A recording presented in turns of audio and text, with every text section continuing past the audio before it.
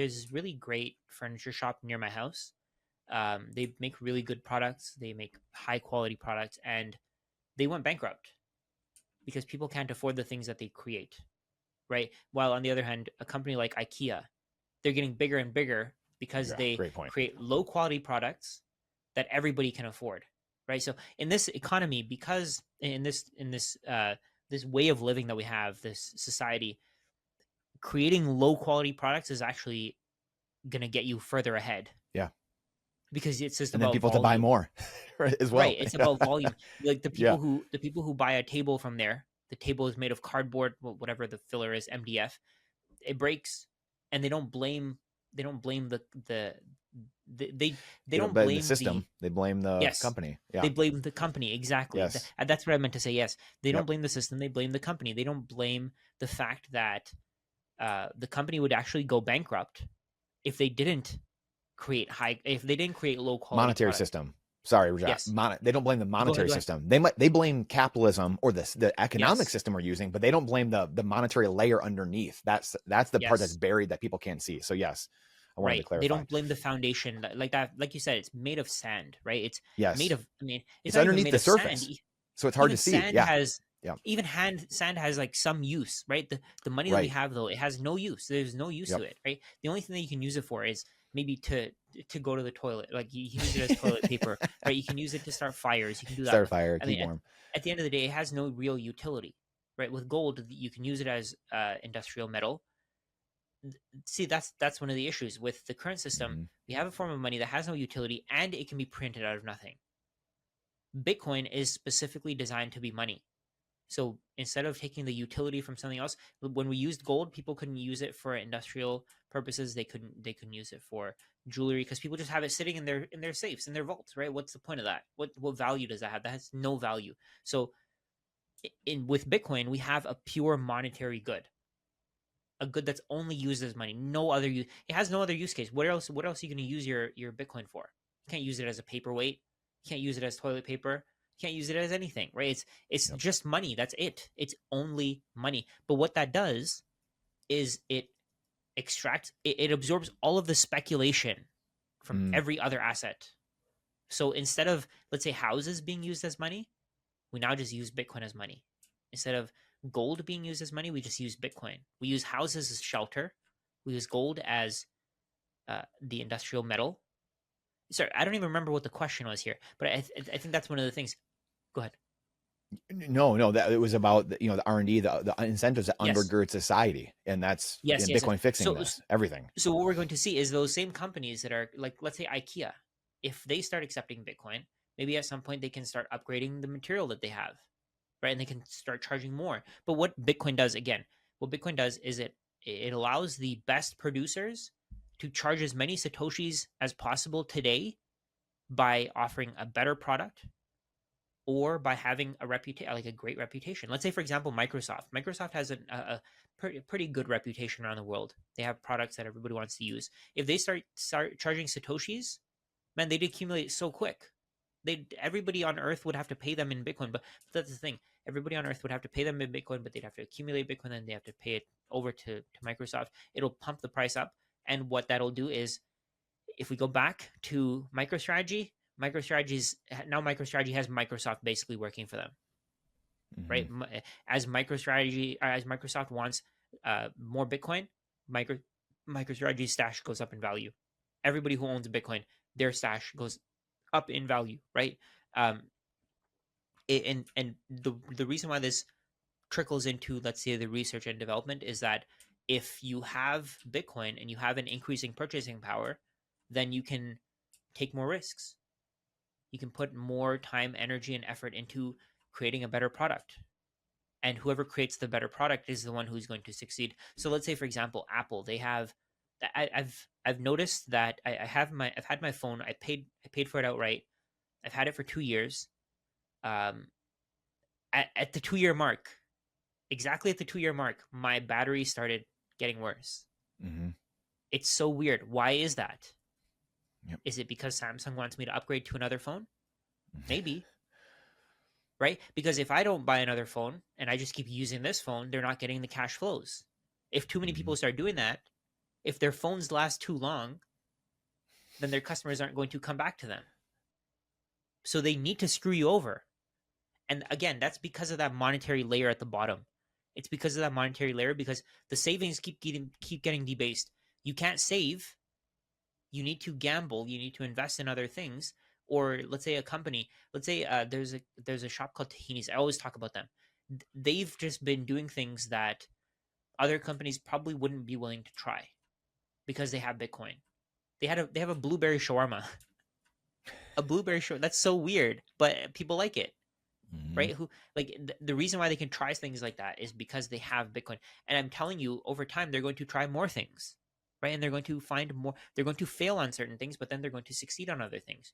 They're going to keep trying. They're going to keep throwing their darts at the board until they get that jackpot, where they create this new thing that everybody loves, and they lost out on, let's say, 50 things, but this one thing gives them 1,000 times return, so they make up for everything, and then they get that Bitcoin back, and now they have way more wealth. Now they're a bigger company, and that's what Bitcoin allows you to do. It allows you to take risks.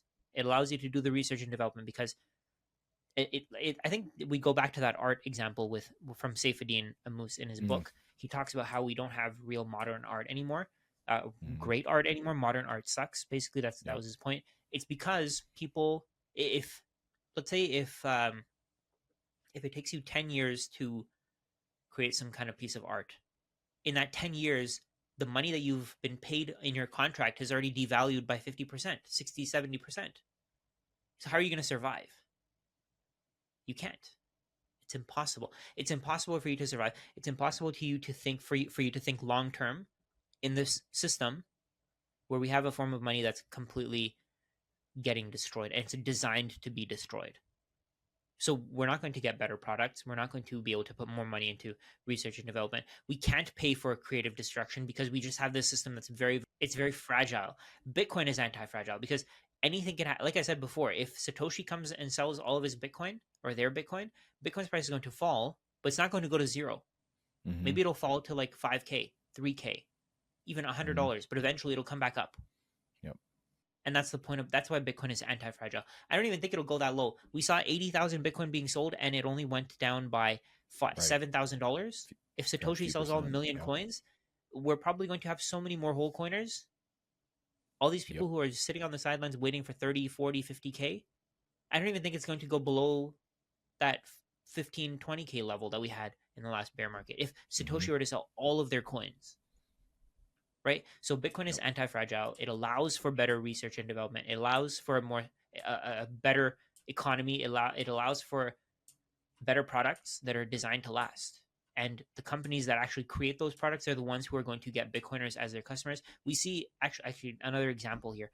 I see a lot of ranchers who sell really high quality beef Yeah. for Bitcoin, and we're seeing more and more of those because and if somebody has the skills to become a rancher, they can do it and they can sell their Bitcoin. And then what happens is if one person goes to them, they share that information with other people, and other people start going to them, and then other people start going, and then over time that rancher can now put more and more time and research into creating a better product, into figuring out how they can raise their cattle better Mm-hmm. to provide a better meat.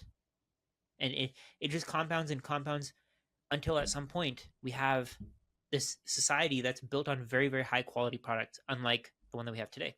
It's so well said. It literally is the argument, or it's the fight of our time, really.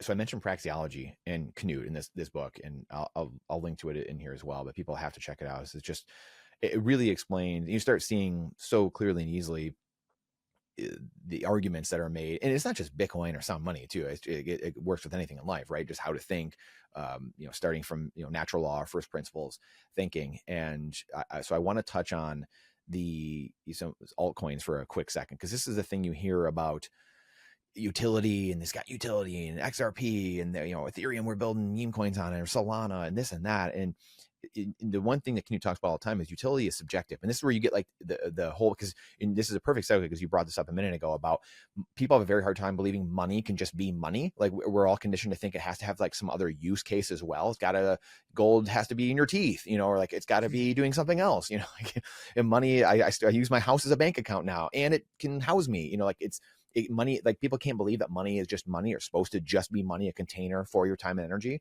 And so it's like, got to have utility. You've got to do this other thing too.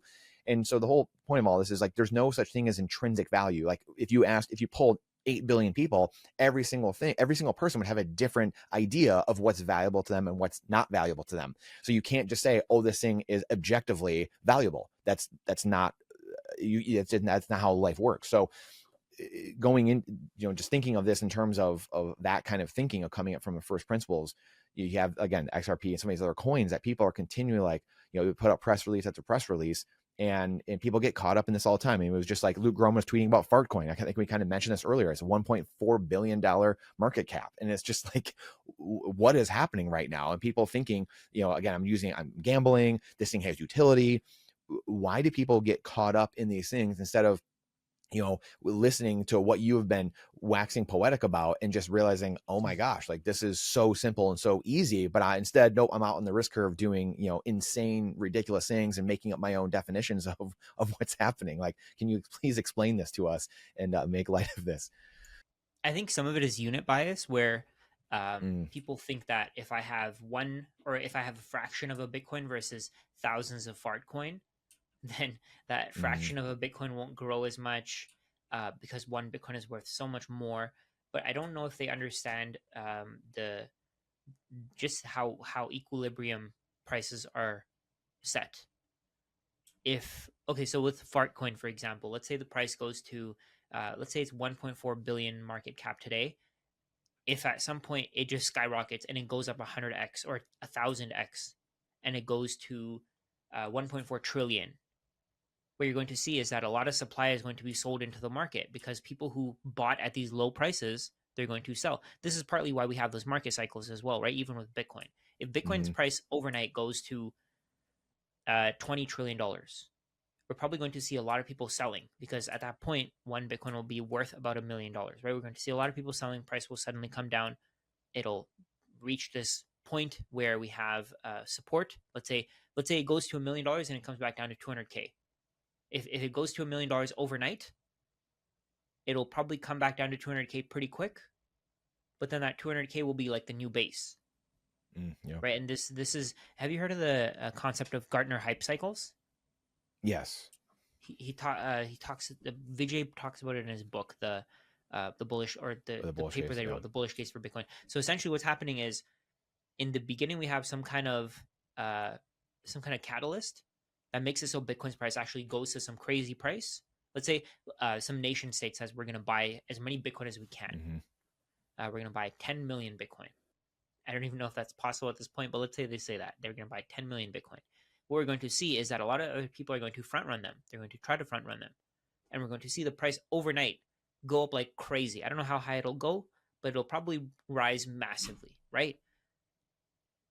The people who have Bitcoin today, a lot of people who have Bitcoin today, they don't quite understand it. So we're going to see that the price goes up overnight. Then the people who don't understand Bitcoin, who have thousands of Bitcoin, they're going to sell.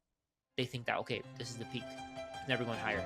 If you're ready for your next piece of education, go click on this video here. However, if you're ready to take action on all the education you have seen, then go to our links right below. Get your hardware wallet from Foundation, $10 off.